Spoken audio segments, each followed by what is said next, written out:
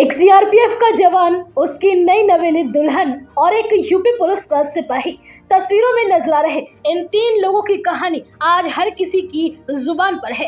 कहते हैं कि कभी कभी हालात ऐसे बन जाते हैं कि सच और आरोप के बीच की रेखा धुंधली पड़ जाती है और हर कोई सिर्फ अपने अपने सच के साथ खड़ा नजर आता है। उत्तर प्रदेश के बुलंदशहर जिले का रहने वाला सीआरपीएफ जवान दर्शन उर्फ देव, जिसने करीब 1.5 महीने पहले ही गौतम बुद्ध नगर के दादरी इलाके की रहने वाली रमा उर्फ जानवी के साथ कोर्ट मैरिज की थी।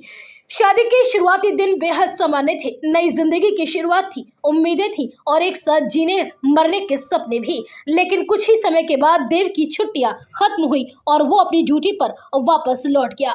घर में उसकी नई नवेली दुल्हन अकेली रह गई। शायद उस वक्त देव ने ये नहीं सोचा था कि जब वह लौटेगा तो हालात पहले जैसे नहीं होंगे।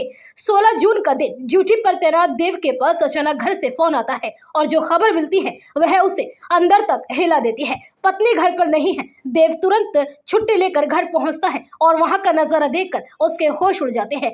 पत्नी के साथ साथ घर से गहने और नकदी भी गायब मिलते हैं और यहीं से कहानी में पहला बड़ा सवाल खड़ा होता है।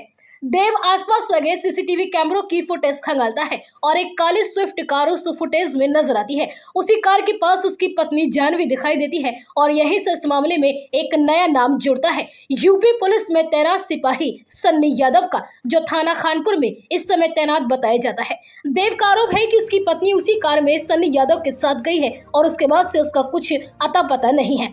मामला धीरे धीरे तूल पकड़ता है और चर्चाओं में आ जाता है, जिसके बाद देव सीधे अधिकारियों के पास पहुंचता है और अपनी पत्नी को तलाश कर लाने की गुहार लगाता है। उधर सन्नी यादव सामने आकर इन सभी आरोपों को खारिज करता है और साफ कह देता है कि उसका इस पूरे मामले से कोई लेना देना ही नहीं है।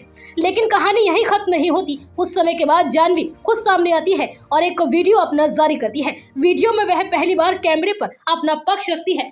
जानवी कहती है कि मेरी शादी मेरी मर्जी के खिलाफ हुई थी, मेरी जबरदस्ती कोर्ट मैरिज करा दी गई। वह आगे बताती है कि देव उसकी जाति का नहीं था और उसे झूठ बोलकर शादी के लिए मजबूर किया गया। शादी के बाद हालात अच्छे नहीं रहे, ऐसा वह दावा करती है।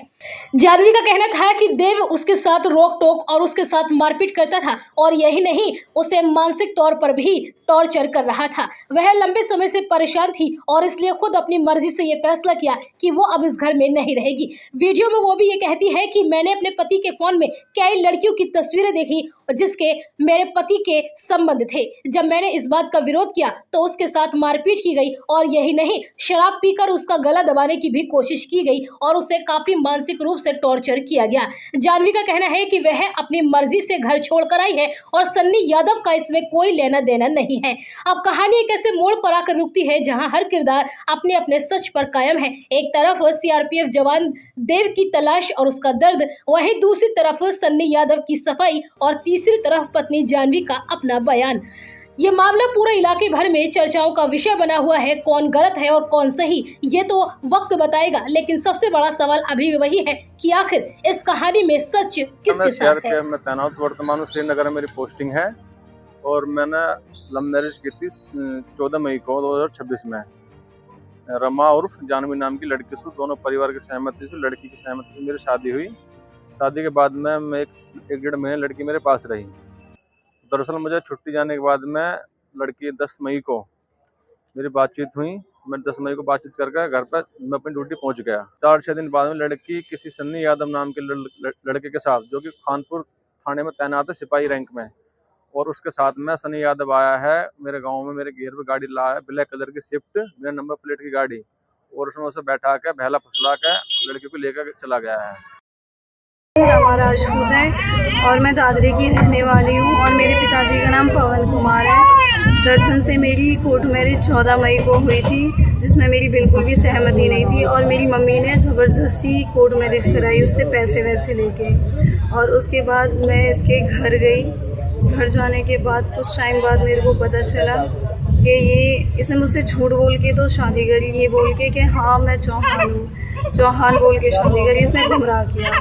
फिर दूसरी चीज़, वहाँ पे जाने के बाद मेरे को बोलता है कि मैं जाट हूँ।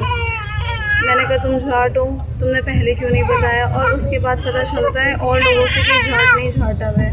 और मैंने इसका इस बात में विरोध किया कि मैं तुम्हारे साथ नहीं रह सकती। तो फिर मुझे मारने की धमकी देता है कि क्यों नहीं रहेगी तू, मैंने तुझसे शादी करी है, ये वो। इतना सब कुछ कहने के बाद ये पी के आता है। पीने के बाद ये मेरे ऊपर हाथापाई करता है, कभी मेरे मुंह पे छांटा मारता है, कभी मेरा गला दबाता है, जिसकी मेरे पास सारी फ़ोटोज़ वीडियोज़ हैं। और मैं अपनी सहमति से घर से आई थी, भटौना से अपनी सहमति से आई थी और मैं कोई भागी नहीं। इसने मुझ पे झूठे एलिगेशन लगाए हैं कि कुछ कैश लेके आई है और गहने लेके आई है, जो कि मेरे पास एक फूटी कौड़ी भी नहीं है।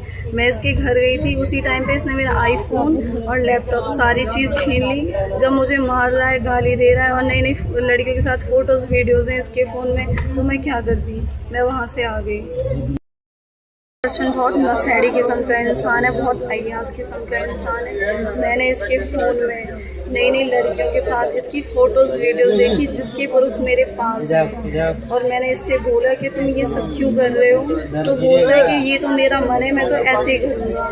तो अब मुझे गालियाँ दी और इसने फिर मेरे साथ मारपीट भी की, कभी मेरा गला दबा रहा, कभी मेरे मुंह पे छांटा मार रहा है। और फिर रात को 10 बजे आके शराब पी के मुझे टॉर्चर कर रहा है। इसने मैं बहुत परेशान कर दी, जिसकी वजह से मैं अपनी मर्ज़ी से वहाँ से निकल के आई। इसमें निर्दोष इंसान को, सनी यादव को ना फंसाया जाए, उसका इसमें कोई इन्वॉल्वमेंट नहीं है। मैं अपनी मर्ज़ी से अपने पहले भटौना से खुर्जा गई, खुर्जा से फिर मैं डायरेक्ट अपनी दोस्त को लेके जम्मू चली गई। और इसने मेरे को धमकी दी थी कि अगर तू मुझे मिल गई तो मैं तुझे ना घर का छोड़ूंगा ना घाट का, तेरे मुंह पे या तो तेजाब डाल दूंगा या तुझे जान से मार दूंगा। जिसकी फ़ोटो वीडियोस मेरे फ़ोन में है, इसके सारे प्रूफ है। ये बहुत साइको किस्म का इंसान है, इस इंसान के साथ मैं बिल्कुल नहीं रह सकती। उस पर झूठे इल्ज़ाम लगा के ये बोल रहा है कि घर से भाग गई है, पैसे लेके आ गई। जिस दिन मैं इसके घर पे आई थी उसी दिन इसने मेरा आईफोन छीन लिया था और मेरा लैपटॉप छीन लिया। उसके बाद मेरे ऊपर इतनी फाउंडेशन लगा दी थी कि मेरे पास कोई बच्चा तक नहीं आ सकता था। ये मुझे इतना इसने मेरे को परेशान किया कि मेरे को घर से जाने पे मजबूर कर दिया। मुझे इतना रात भर टॉर्चर करता, गालियाँ देता, मारपीट करता। मैं अब दर्शन के साथ नहीं रह सकती। ये बहुत सन की इंसान है, इसका और लड़कियों से भी फिजिकल रिलेशन है। इस चीज़ की मेरे पास वीडियोज़ है। मैंने इसके साथ फ़ोन में सब जब फ़ोटोज़ वीडियोज़ देखी थी तो इसने मुझे बहुत मारा भी था। इस चीज़ की बात मैंने अपनी मम्मी से यही थी, मैंने कहा मम्मी ये ऐसे ऐसे ये मुझे मार रहा है तो तुम मुझे ले क्यों नहीं जाती। तो मेरी मम्मी बोलती है कि अब तो तुझे इसी के साथ रहना पड़ेगा, यहाँ आने की ज़रूरत नहीं है और तू तो हमारे लिए मर गई, ये वो मतलब बहुत सारी बातें कह डाली। और बोल दिया कि तू कहीं भी चली जा लेकिन हमारे घर आने की ज़रूरत नहीं है। और मेरी माँ भी इन सब चीज़ों में मिली हुई है। मेरी माँ ने पैसे लिए क्योंकि घर में अब नई नई चीज़ें आ रही हैं, फ्रिज, वॉशिंग मशीन। हमारी आर्थिक स्थिति बहुत ज़्यादा कमज़ोर थी उस टाइम पे और अब नई नई चीज़ें आ रही हैं। इसने फौज से पैसे लिए और जब ये लोग मेरे ऊपर एलिगेशन लगाए। दर्शन और मेरी मम्मी और उसके परिवार वाले मिलकर पुलिस को गुमराह कर रहे हैं और इस बात की जानकारी अच्छे से प्लीज़ करें, इसकी जांच की जाए अच्छे से इस केस के बारे में। और मैं पुलिस के साथ हूँ, जो भी जांच करे उन सब के साथ हूँ। प्लीज़ कोई भी झूठा एलिगेशन ये लोग लगा रहे हैं उस चीज़ पे कार्रवाई ना की जाए। जहाँ भी जैसे भी बुलाया जाए मैं पहुँच जाऊँगी, सारे प्रूफ देने को तैयार हूँ। और इसमें सनी यादव की कोई गलती नहीं है, उसका तो दूर दूर तक इसमें कोई इन्वॉल्वमेंट नहीं है। मैं अपनी मर्ज़ी से अपनी जान बचा के भागी हूँ। प्लीज़ इस पर कोई कार्रवाई नहीं की जाए। जो ये लोग कर रहे हैं बस ये पुलिस को गुमराह कर रहे हैं और मुझे बुलाने की साजिश में मुझे बुला के मेरे साथ मारपीट करेंगे, टॉर्चर करेंगे और मैं ये चीज़ नहीं सहन कर सकती। मुझसे इतनी गंदी गंदी गालियाँ देता, मारपीट करता है, मैं ऐसे इंसान के साथ कैसे रह लूँ। और हम दोनों की कास्ट भी बहुत अलग है, वो जाटव और मैं राजपूत। मैं ऐसे इंसान के साथ बिल्कुल भी नहीं रह सकती।